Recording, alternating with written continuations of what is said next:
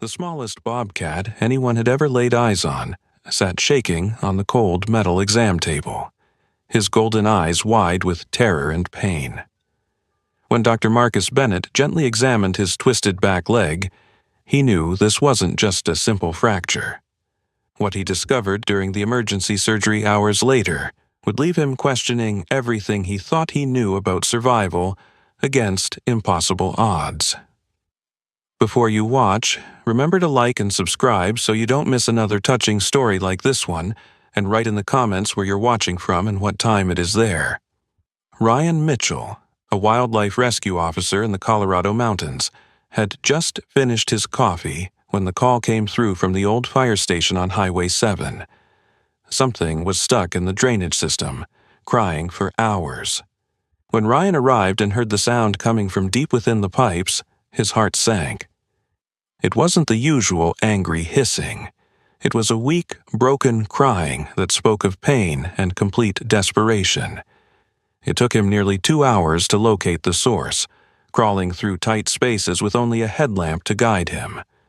When he finally reached the cub wedged into a corner where 2 pipes met, what he saw made him want to cry himself. The tiniest bobcat cub he'd ever seen was pressed against the cold concrete, his spotted fur matted with mud and dried blood. One back leg was bent at an angle that made Ryan's stomach turn.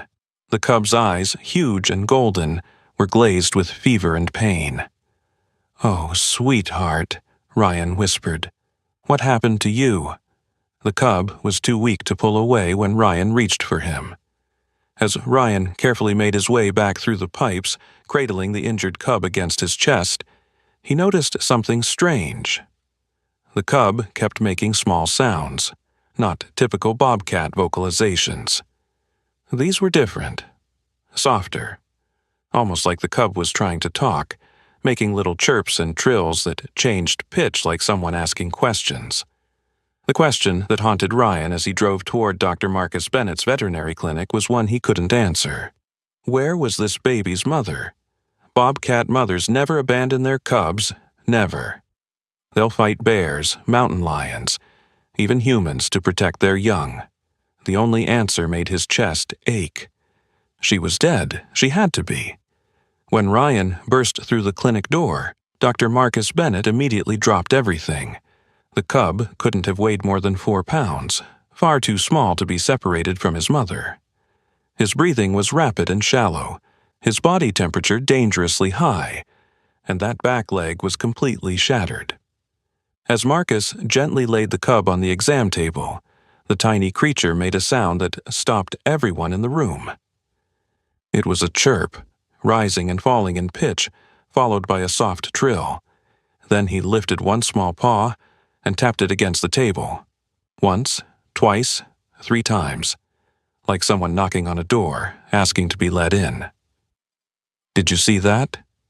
Jennifer, Marcus's assistant, whispered. Marcus nodded slowly. "I've never seen a bobcat do that before. It's almost like he's trying to communicate." "He's been doing it the whole drive," Ryan said, making those sounds like he's talking. The cub chirped again, softer this time, and his golden eyes found Marcus's face.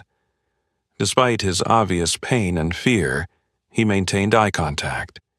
It was like he understood that these were the people who could help him. Like he was asking, pleading for that help in the only language he had. "What are we going to call him?" Jennifer asked.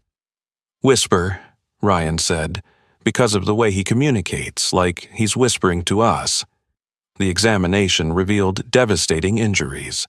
The back leg was completely fractured, the bone broken clean through. His temperature was 104.3 degrees, dangerously high. His heartbeat was rapid and irregular. He was severely dehydrated and hadn't eaten in days. Based on reports, the cub had been trapped in those pipes for 3 or 4 days. For a cub this young, that was an eternity. Marcus started IV fluids immediately and prepared a feeding syringe with specialized formula. The moment Whisper caught the scent, despite his weakness and pain, his ears perked forward, and he made that chirping sound again, this time with desperate hope. He latched onto the syringe with surprising strength, drinking with the urgency of someone who thought they might never eat again. Between gulps, he made small squeaking sounds, and his eyes never left Marcus's face. When the feeding was done, Whisper reached out with one paw and gently touched Marcus's hand. His claws retracted, his golden eyes blinking slowly. "He's thanking you," Ryan said, his voice thick with emotion. That's when Marcus's phone rang. Wildlife Officer Linda Pearson from Colorado Parks and Wildlife was returning his report call. "Dr. Bennett, given the severity of the injuries, I'm going to have to recommend humane euthanasia." Linda's voice was professional, detached. Marcus felt his blood run cold. "He's got a broken leg and dehydration. Those are treatable. Bobcats are not endangered in Colorado. The cost of surgery, the rehabilitation time, the low probability of successful release. It's not a prudent use of resources. You have until end of business today to make arrangements. This isn't about resources. This is about a living being who's already survived against impossible odds. He deserves a chance. My decision is final, Dr. Bennett. I'll need confirmation by 5 p.m. The line went dead. Marcus looked at Whisper, who was watching him with those impossibly expressive golden eyes. As if sensing the conversation had been about him, the cub made a soft questioning chirp, then did his 3-knock pattern again. Tap, tap, tap, asking for help. "I'm going to save his life," Marcus said firmly. "If that means I lose my wildlife rehabilitation license, so be it." Marcus and Jennifer immediately prepped the surgical suite. But as they worked, Whisper's condition began to deteriorate rapidly. His fever climbed, 104.3, then 104.8, then 105.2. "Marcus, his temp is climbing," Jennifer said, her voice tight with worry. By morning, Whisper wouldn't eat, he wouldn't drink, he wouldn't even lift his head. He lay completely still, his breathing shallow and rapid, his eyes half closed and glazed. Dr. Sarah Chen called with the blood results. "Marcus, his white blood cell count is through the roof. This is septicemia. The infection has entered his bloodstream. If you don't operate in the next 12 hours, he won't make it." Whisper had stopped making his chirping sounds. His heart rate hit 220, dangerously high. His blood pressure was dropping. "We need to operate now, or we're going to lose him," Sarah said. Marcus looked at the tiny cub, so small and helpless. "Call Linda Pearson. Tell her we're performing emergency surgery. Tell her if she wants to stop us, she'll have to come pull me out of that operating room herself."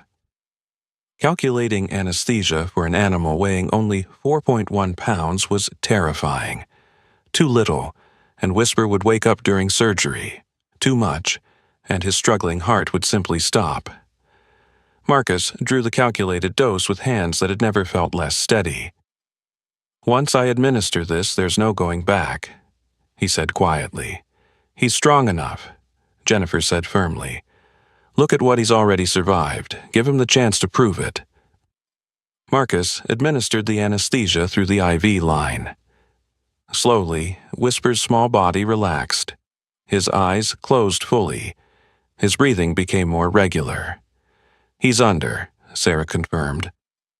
"But Marcus, we need to work fast. His condition is extremely fragile." Marcus made the first incision. Whisper was so small, his leg barely larger than Marcus's thumb. Every movement had to be precise, controlled, perfect. As he carefully separated the layers of tissue, what he found made him pause. Around the fracture, the tissue was dark, inflamed, showing severe infection. But the edges of the wound showed evidence of old trauma, older than the 3 or 4 days in the pipes. "This injury is at least a week old," Marcus said. "See the early healing? This break happened before he got stuck. His mother died at least a week ago. He's been surviving on his own, with a broken leg, until he finally got trapped." The realization made the room fall silent. This tiny creature had survived for a week or more in the wilderness with a broken leg. He'd kept himself alive against odds that should have killed him within days. "He's a fighter," Sarah said softly. Marcus began cleaning out the infected tissue, removing every trace of bacteria while preserving healthy tissue. It was painstaking work, requiring absolute concentration.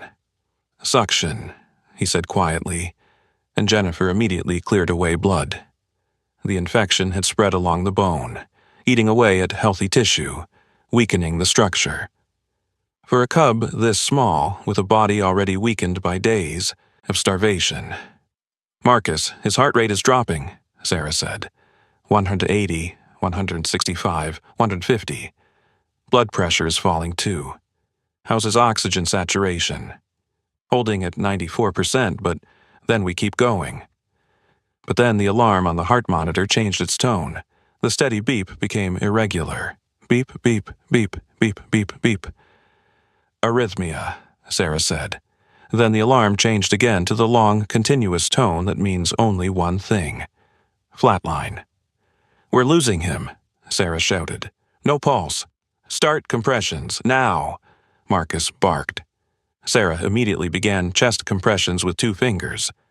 "Epi ready," Marcus called. "Ready," Jennifer confirmed. "Administer it. Continue compressions." The seconds ticked by. 10 seconds, 20, 30.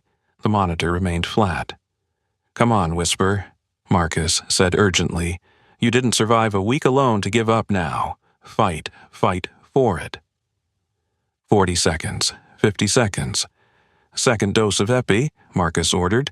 "Increase oxygen to maximum." 1 minute, 1 minute 30 seconds. "Marcus," Sarah said gently. "We've been at this for over a minute." "No, keep going, he's still fighting." 2 minutes, then a blip on the monitor. So small it might have been a malfunction. Another blip, then another, stronger. "We've got something," Sarah said. The blips became more regular, forming into a rhythm. Weak at first, but definitely there. "Heart rate coming back," Sarah reported, her voice shaking.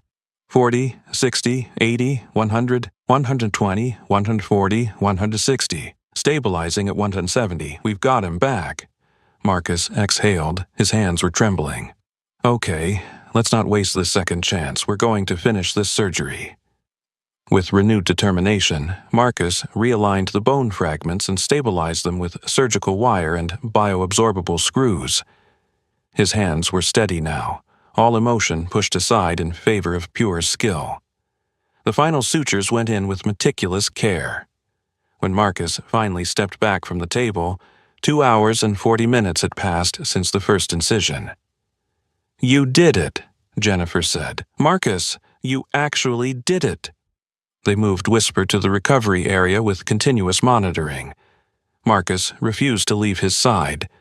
It was nearly midnight when Whisper's eyes finally fluttered open. Confused at first, they darted around before landing on Marcus's face. Then Whisper made a sound. Weak, barely audible. That same chirping trill. "Welcome back," Marcus said softly. "You scared us pretty badly there." Over the next few days, Whisper's recovery was remarkable. His fever broke on the second day, dropping back to normal and staying there. His appetite returned with a vengeance, and he ate every meal with enthusiastic, chirping commentary. The swelling in his leg decreased steadily, and through it all, he never stopped communicating, chirping when he wanted attention, making different sounds when he was hungry, tapping his 3-knock pattern when he needed something. Wildlife Officer Linda Pearson came by on the 4th day. When Marcus brought her to see Whisper eating his meal, and then chirping insistently to ask for more, she stood watching for a long time. "Dr. Bennett, I owe you an apology," she said finally. "I made my decision based on statistics. I forgot that each animal is an individual. This little one clearly has that fight. I'm withdrawing my euthanasia order and approving full rehabilitation support." Over the following months, as Whisper's leg healed perfectly and his strength returned, Marcus gradually introduced him to larger outdoor enclosures where he could practice climbing. He brought in live prey to reawaken Whisper's hunting instincts. The young bobcat took to it all with natural grace, his movements becoming more powerful and confident with each passing week. He was becoming wild again. By late autumn, Whisper was ready. He'd started pacing the perimeter at night, calling out to the darkness. "It's time," Marcus told Jennifer. "He needs to go home." They drove deep into the national forest, far from roads. When Marcus opened the carrier, Whisper stepped out cautiously, taking in the sights and sounds of the wilderness. Then he walked back to Marcus and pressed his head against his leg, purring. He looked up and made his 3-knock pattern one last time. Marcus knelt down and tapped twice on the ground. "I need help. Help is coming." Whisper chirped once more, then turned and disappeared into the forest where he belonged. Weeks later, on a snowy morning, Marcus found a pine branch with a perfect pine cone on his clinic porch. Fresh tracks in the snow led back to the forest. Whisper had returned just for a moment to leave a gift, to say thank you. Marcus picked up the branch, tears streaming down his face. A reminder that sometimes, against all odds, a tiny creature fighting for its life finds exactly the help it needs. Did you enjoy this story? If you found a tiny injured bobcat cub and the authorities told you it had to be euthanized, would you risk everything to save its life anyway? Yes or no? Let us know in the comments below. If you like the story, subscribe to this channel and leave a like. Thanks so much for listening. See you in the next video. Have a great day.